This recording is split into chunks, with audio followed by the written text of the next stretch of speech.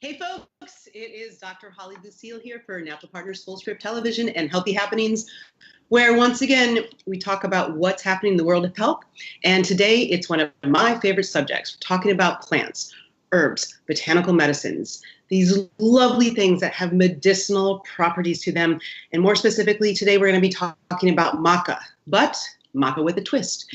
And who better to do that with than my buddy who I've known for quite a while, James Frame, the CEO of Natural Health International, now called Symphony Health. How's it going, buddy? Good, Holly. How are you? I'm very good, and it's so good to see you, and thank you for being here, and I'm excited to talk to you because I have known you for about a decade or so, and I always enjoy talking to you because you have the latest and greatest on what's going on, and specifically, we're going to be talking about maca. Now, I know our viewers understand about maca, how nutritious it is, how medicinal it is, and they've heard about it, but they might have not heard about what we're going to talk about today with you, which is the different phenotypes. So getting started, can you talk to me about maca, what folks might know about it and the maca that they've heard of, and also then these different phenotypes?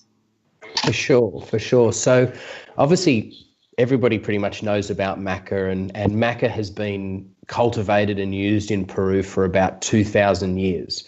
But the thing that a lot of people might not be aware of is all of the different phenotypes. And even the Peruvians who used maca for 2,000 years weren't aware of how significant the phenotype differences were. Because what you'll find is all the different phenotypes or colors of maca all grow together. So when you go to Peru, wherever you go to harvest the product or find the product, you'll find all of these different colors. And so what the Peruvians used to do is just mix all the different colors together in the natural ratios they grow, make it into a powder and say that's maca. And what we found is that combination of phenotypes that it naturally grows in is great for energy and particularly adrenals and fertility to a degree. But what we started to look at when we first went to Peru were these different phenotypes or different colors, were they different? And, most people know about me and Natural Health International, or Symphony Natural Health, as a finished products company. And obviously with Natural Partners, we do our line with them.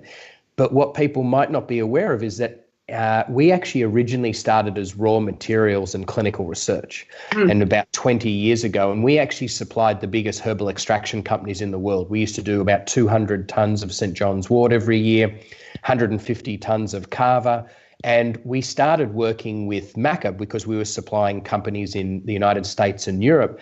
And when Dr. Meissner went there, he looked at all these different colors and he said, I think that these could all be different, because the fact that they're different colors is immediately a red flag for me that they're different. And so we went away and we obviously did a lot of clinical research and investigating. And what we found is that the different phenotypes aren't just different colors. They're different DNA, have different DNA, different analytical profiles, but most importantly, they elicit different physiological effects. And what you'll find is all the clinical research that has been sort of done over the last 10 to 15 years has started to be done on individual phenotypes, because what we found is, as an example, there's one phenotype which is ideal for fertility in men, but another that is ideal for fertility in women. There's one that reduces the size of prostate in men. The rest of them have no effect. And there's one, if you take too much of it, can actually sometimes make it worse. There's one that affects cholesterol and none of the others do. Two affect bone density and none of the others do. So depending on who you're giving it to depends on which types you want to use and why you want to use it. So the analogy that we've sort of been using with practitioners is start to think of maca a little bit more like mushrooms, where you've got all these different types that do different things. They're all mushrooms, but they're all different types. So depending on what you're wanting to get from a patient or use a product for depends on which type you choose. And so start looking at maca that way. Well, it's a whole different ballgame when you have that type of discovery, and especially when it comes to clinical applications. And you've been, I'm so excited to have you here to talk about it, because we've been talking about it. You've been talking about it really since I've known you. So in figuring this out, because part of the cruciferous vegetable or family, maca, You say maca, I say maca. You know, and the Peruvians just taking all the colors and blending them together, and that's what we know of. But understanding and isolating these different phenotypes, what's happening with this conversation in the natural health world? I mean, because I think this could make a big difference when it comes to clinical outcomes. Yeah. So one thing is important, we often get this question, is that we don't isolate anything. All we're doing is we're looking at the whole phenotype. We're picking the phenotype, but we're using the whole phenotype. And what we see within that phenotype is a spectrum, a full spectrum of analytical profile that we see that seems to be ideal for particular conditions. So we're not isolating anything. We're using whole herb, but specific phenotypes and then combinations. But the thing that's been sort of happening over the last 10 years is that even the Peruvians have shifted all of their research from all the different phenotypes mixed together in the natural ratio it grows to individual phenotypes. And as I sort of said, when we were a raw material business, and we also did research and development headed by our director of R&D, Dr. Meissner, when he was in Peru, he worked with La Molina University and Dr. Gonzalez and Dr. Chacon, who's regarded as the mother of maca. And when we started to do our research and show that the phenotypes were important in women, we started showing all of that research, particularly to Dr. Gonzalez, who was doing a lot of clinical research. But we sort of said, hey, we can't afford to do this with men and women. We can do all the research on women. You're focusing on men already. Have a look at the phenotypes. And that's when he started to do that. And he's the one who's done all the research on prostate and sperm production, sperm motility, all of those areas with men's health particularly.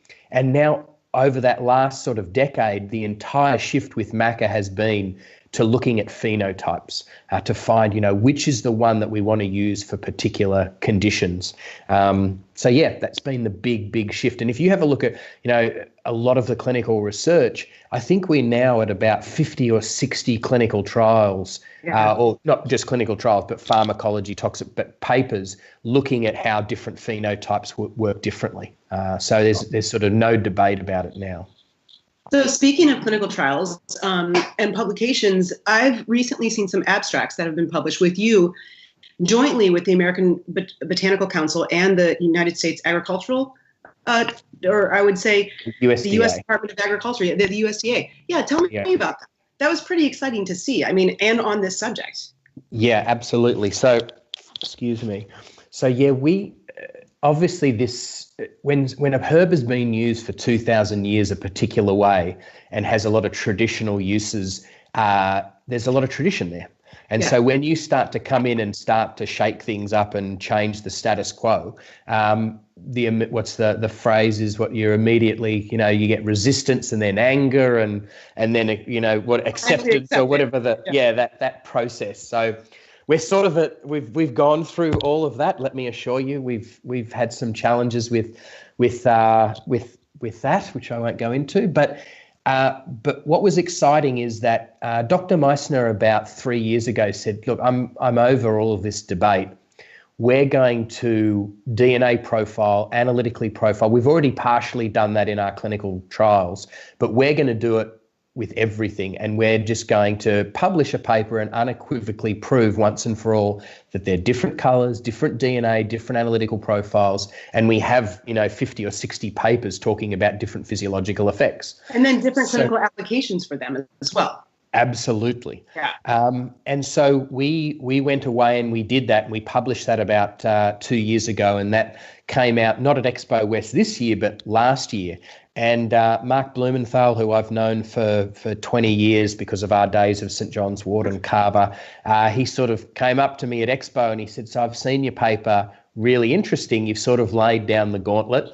But the trouble is that because the research has been done at, even though it's been done at medical universities that you work with, they're all overseas, and to sort of get our buy-in, we sort of need it to be a US research institute or something that we're in control of, or we've got a long history of, because that way we can sort of tick our box. And he said, so can you get me all of your retention samples of everything that you've done? We're going to get our own samples. There's a lot of interest about maca at the moment because of what's happening in China.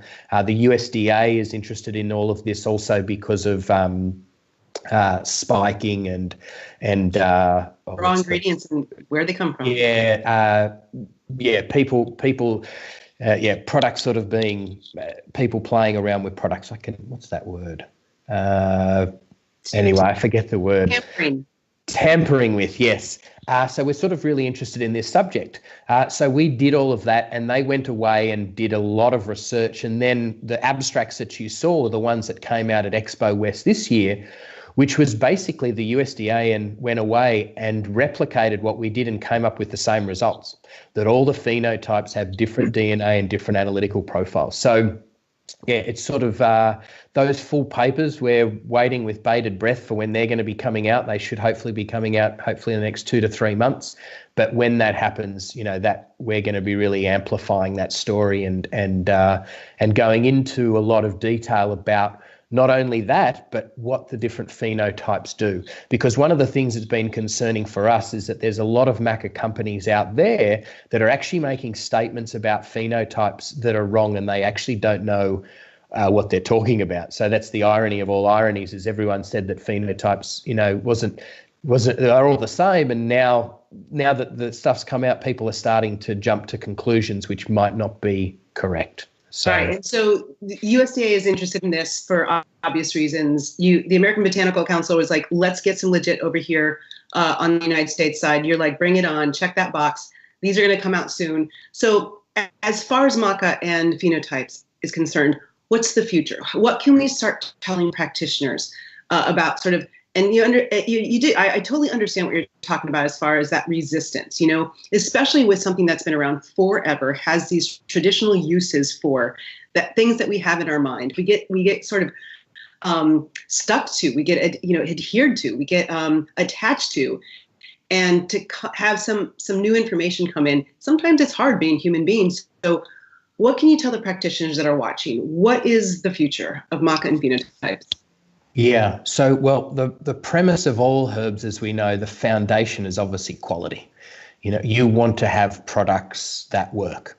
And so getting quality products, and the word I couldn't remember, adulterated. That's adulterated, tampering. Yes. Yeah. And so quality is a key aspect. And the reason the USDA and American Botanical Council were so interested was because China now grows more maca than Peru.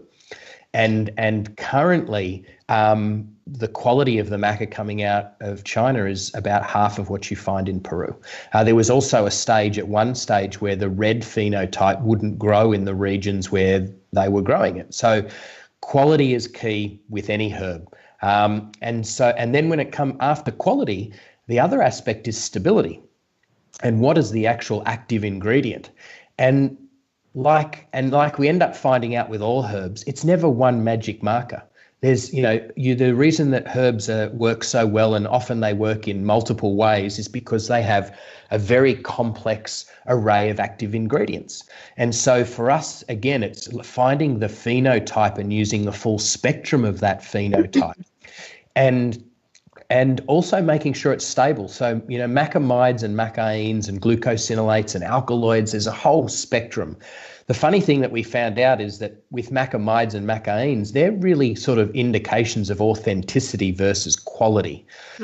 We've started looking more at glucosinolates, and there's 17 different glucosinolates within maca, and depending on which phenotype depends on the spectrum and what you use. And so, again, it becomes complicated. And the thing with stability is glucosinolates are really fragile, and the ability to keep them stable is really hard. And it's easier when it's in raw form, but the trouble with when maca's in raw form, that it's hard to digest. It's a little bit like a potato. It's hard to eat it raw and digest it. Right. And so that's why the Peruvians used to cook it, boil it, and sort of use water temperature and heat and pressure to change the structure, remove fibre. And we hear of gelatinization is one of the terms that we sort of hear of. However, obviously each company uses a different form of gelatinization because, water temperature and pressure, what combination do you use? And so making sure companies have perfected that, because raw maca is only about 68% water soluble, where gelatinized can be anywhere from 93.45 to 99% water soluble, so bioavailable. But then the other aspect, when it gets into that form of gelatinization, it becomes even more vulnerable. And so that's where water and oxygen comes a factor. And that's why, when we first did stability analysis as a powder and opening up, jars or bags, the stability was horrendous. And stability was horrendous within 6 months of it being sealed. That didn't even include opening up a jar or a bag every day and getting more. We found that we had to have it in capsules. We had to have it in blister packs to protect it from a stability perspective. So stability and quality is obviously key, and then clinical research. One of the things that's really interesting in relation to phenotypes, and phenotype is genus and environment. And we're hearing a lot about phenotypes now in functional medicine because we're talking about human phenotype, like what's the expression of that person. What we're finding, just like humans with maca, is that it isn't just the red color or the black or the yellow or the purple or the white. Where you grow that phenotype determines whether it's ideal for one condition or another. So using red as an example, we found that when we grow red maca in a particular region, it's more ideal for prostate and men's health. If we grow red maca in a different region and a different elevation, it's more ideal for bone health and women's health. So it's not just about the phenotype, elevation. If you grow maca less than 8,000 feet above sea level, the efficacy is virtually non-existent. When you go to 12, it's higher, 13 higher, 14 higher. So region, elevation, all of these areas is key, so where it grows. And then the final aspect is the clinical research. And we obviously, if we had unlimited funds, we'd be doing all of this clinical research already. But what we're finding is that if you use standard or normal maca, that normal combination of what it grows in for conditions like PCOS, hyperthyroid, estrogen dominance, it can actually make all of those conditions worse. And the reason behind that is because it's actually affecting just the adrenals. If you have PCOS and you trigger the adrenals, it gets worse. However, specific phenotypes, if you use the phenotypes which actually address the hypothalamus, pituitary, adrenal, ovarian axis, so the full HPAO axis, we're actually getting balance and regulation. So that's where our clinical research has come in, where we have actually seen when we use the right types and combinations, we can have an amazing impact on supporting PCOS and rebalancing estrogen, testosterone, insulin, glucagon, blood sugar, all of those aspects, where you use the wrong type and you're triggering testosterone, triggering the adrenals. Thyroid, we've seen that when we use the right combination, we can impact hyper and hypothyroid, Hashimoto's. Estrogen dominance, estrogen deficiency, obviously menopause, we're looking at that. So that was the thing in our clinical trials where we didn't just see increases in things like estradiol, but when it got to an optimal level, it plateaued off. We saw it reduce FSH. So that recalibrating of hormones by using the whole HPA is critical. So we're really keen to look at clinical research on PCOS, Hashimoto's, fertility, prostate, looking at that in more detail. That's where there's a lot of areas and a lot of research. And you spoke about the broccoli side of it being in that family. The cruciferous veggie family. What do we know about that family in relation to women's health? We know about its potential with metabolizing, and we know about its protective aspects of it.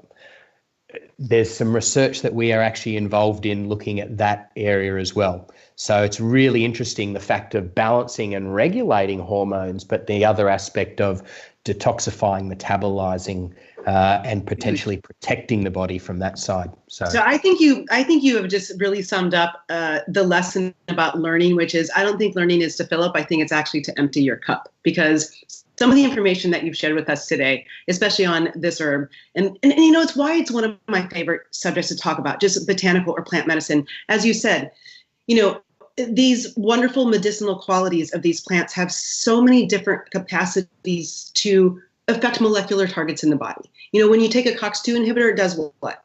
It inhibits the COX-2 enzyme, like that's it. But when we're dealing with plants, it's so vast, and that you're getting so specific with maca and phenotypes, I think is wonderful. I've got a question for you that came in through our Facebook Live. It's from Diana Hawk.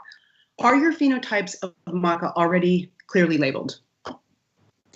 So what we have done is, instead of labeling phenotypes, what we have done is we've come up with formulations that we've done our research on, and we've said this is the formulation that works for this particular condition. Okay. So, you know, instead of going into every detail of we use this phenotype and this and this and this, we sort of say this is the combination that we've used, and this is the clinical research that we've done on that combination. And the other, you know, obviously everybody would love to know what are the phenotypes that we use for everything that we do, but that would be giving away 20 years of research. So at the moment, we don't sort of divulge all of the complete combinations. The other aspect is obviously, you know, efficacy and bioavailability, which I've touched on as well. So that's the other aspect. That it always needs to be that conversation: phenotype, concentration, bioavailability, because that's the way that you get the efficacy and the physiological effects in the time period that we're looking for. So. All right, James Frame, Symphony Natural Health, thank you so much. Incredible, mind-blowing information, maca and phenotypes, making it clear for us so when we can use these powerful plants, we can use them more specifically and get better outcomes for certain clinical conditions. All right, healthy happening folks out there in Facebook land. We'll see you next time. Thanks, Holly. Bye-bye.